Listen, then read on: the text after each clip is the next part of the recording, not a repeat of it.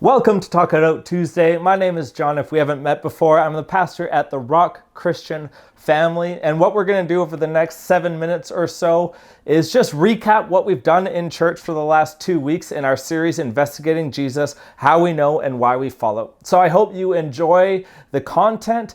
If you haven't already, like our Facebook page, subscribe to our YouTube channel, and follow us on our Apple Podcasts or Spotify podcast. Hope you enjoy.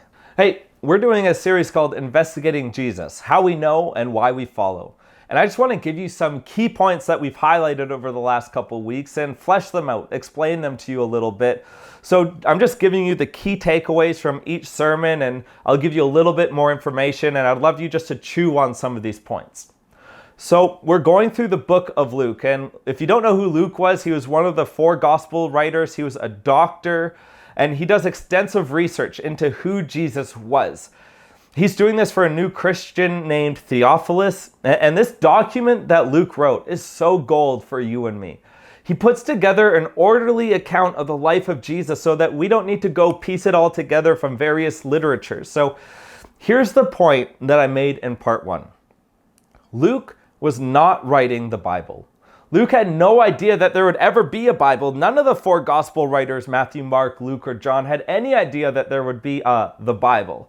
And I broke it down like this in week 1, and I'll just go over it again really quick. So how the order of the Bible took place was an event happened, the death and the resurrection of Jesus Christ. This was in the 1st century. And immediately following the resurrection, a movement began called the Nazarene sect, or the Way. We call it the church. And because of what happened, the death and resurrection of Jesus Christ, people started documenting what they had seen. And then 300 years later, in the 4th century, Luke, the first Bible was put together. See, Luke had no idea that what he had written would ever stand to the test of time and would ever end up in a group of ancient manuscripts that we would call the Bible. He, along with many others, he tells us, was documented something amazing that had happened, something extraordinary that had happened, something good that had happened. The Bible doesn't make what Luke wrote valuable. It's because what Luke wrote was valuable and reliable that it was included in the Bible. And I'll wrap it up with this comment. The Christian faith is not anchored in the Bible. It is anchored in a single individual, in an event, the death and the resurrection of Jesus Christ. Without Jesus, without the event, you would not have the Bible. There would be no Bible. There would be no Christians. See, the 1st century followers of Jesus had no Bible. Peter, one of Jesus' followers, when he gave his first sermon in Acts chapter 2, you should go read it, it's pretty amazing.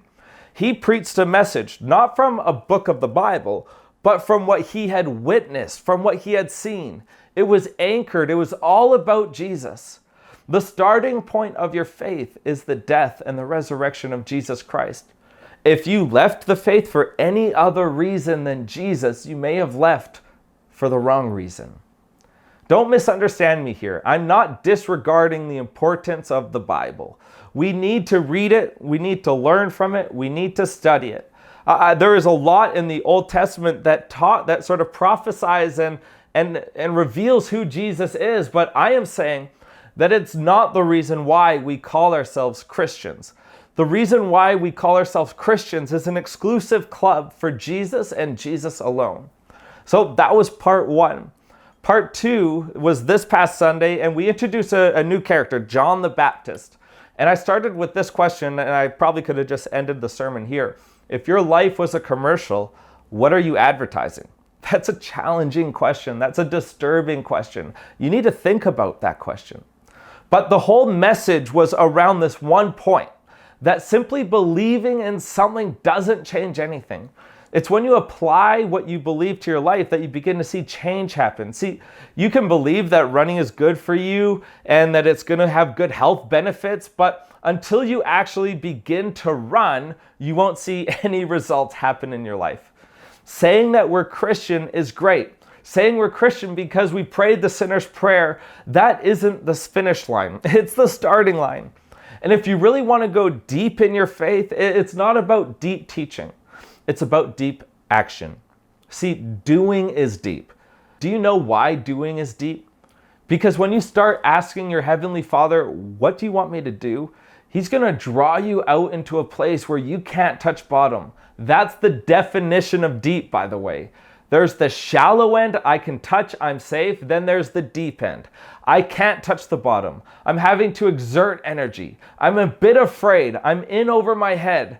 And that's where your Heavenly Father is going to invite you, because that's where His Son went, and that's how the world is changed. So when you begin to pray, God, what do you want me to do? Get ready, because He is going to draw you out into some uncomfortable places. It's going to be uncomfortable.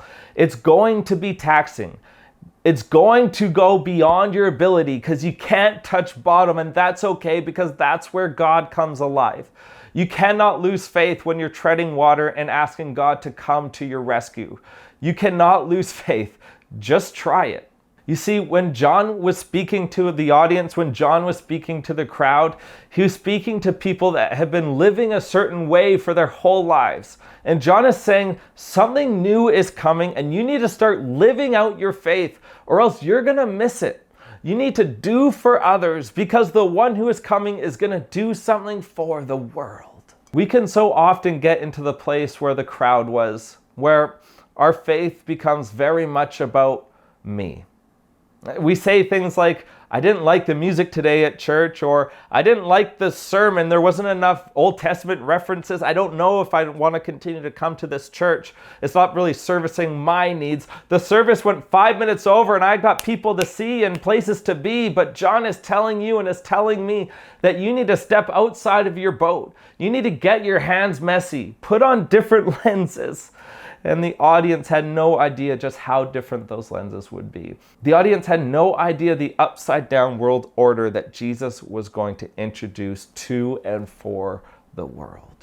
And that's where we're up to in our series, Investigating Jesus, How We Know and Why We Follow. If you haven't watched the past 2 messages, just go to our YouTube channel, go to the playlist, Investigating Jesus. All of our sermons are there. But we can't wait to see you this Sunday online or in person as we continue this conversation a little bit further. See you then.